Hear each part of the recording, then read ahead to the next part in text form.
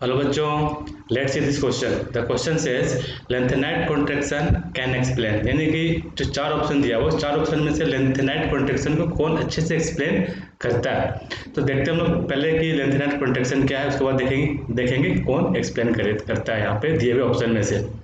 तो सबसे पहले हम लोग बात करते हैं लेंथेनाइट कॉन्ट्रैक्शन की।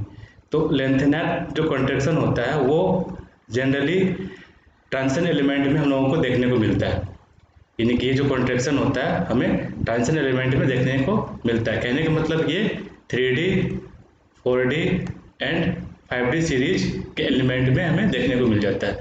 कहने का मतलब कि ये बेसिकली हमें 4D और 5D एलिमेंट में दिखता है। तो ये एक्चुअली होता क्या है, ये है कि जैसे हम लोग क्या करते हैं कि जब हम लोग टॉप से बॉटम की ओर आते हैं, कहने मतलब 3D से 5D की ओर बढ़ते हैं। तो जैसे बढ़ते हैं तो यहाँ से 4D पर आते हैं तो हमारा जो साइज होता है, यानी कि एटॉमिक साइज या फिर आयनिक साइज, वो क्या करता है यहाँ पर इंक्रीज करता है ना। यानी कि हम कह सकते हैं एटॉमिक या फिर आयनिक साइज जो है वो क्या कर जाता है, यहाँ पर इंक्रीज कर जाता है। यहाँ पर क्या करता है, इंक्रीज करता है।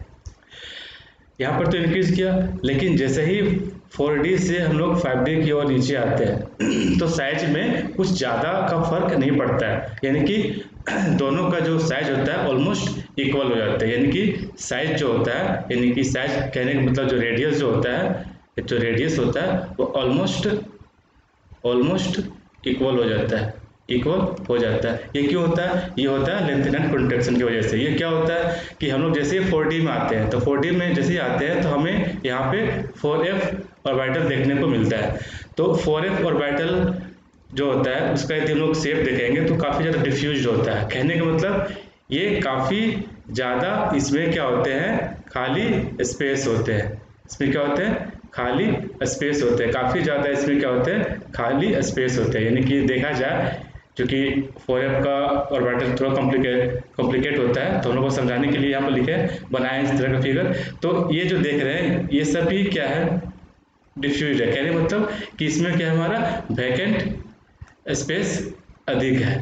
तो वैकेंट स्पेस अधिक होने की वजह से यहाँ पे क्या होता है कि ये जो मेरा 4f ऑर्बिटल है वो न्यूक्लियस को अच्छे से शिल्ड नहीं कर पाता, क्योंकि इधर इधर मेरा क्या है, खाली जगह है। तो जिसके चलते ये अच्छे से शिल्ड नहीं कर पाता है तो क्या होता है कि इफेक्टिव न्यूक्लियर चार्ज वहाँ पे अधिक होने लगता है।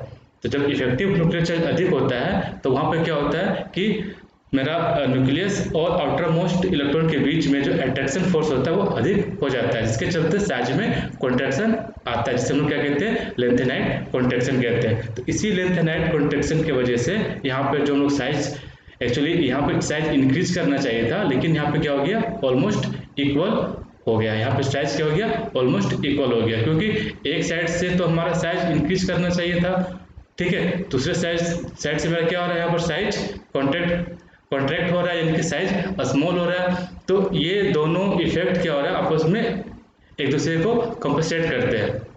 तो कंपनसेट करने की वजह से यहाँ पे मेरा क्या होता है, 4f एंड जो मेरा 5D है, 4D एंड 5D है, तो 4D और 5D का जो मेरा साइज होता है वो ऑलमोस्ट इक्वल होता है। यानी कि इसका जो रेडियस होता है, रेडियस यानी एटॉमिक या फिर आयनिक रेडियस जो होता है वो ऑलमोस्ट इक्वल हो जाता है। तो यहाँ पर जो ऑप्शन है वो ऑप्शन में हमें जो फोर्थ ऑप्शन है वो सही है लग रहा है, क्योंकि यहाँ पर जो ऑप्शन 4 है वो क्या कह रहा है कि यह ionic radius of the series, यानी कि lanthanide contraction can explain ionic radius of series. यानी कि सही जाहिर सी बात है कि जो लेंथेनाइट कॉन्ट्रैक्शन है वो आयनिक रेडियाई यानी रेडियस को ही वो एक्सप्लेन करता है। तो यहाँ पर हम लोगों ने ये चीज़ें अच्छे से समझ ली।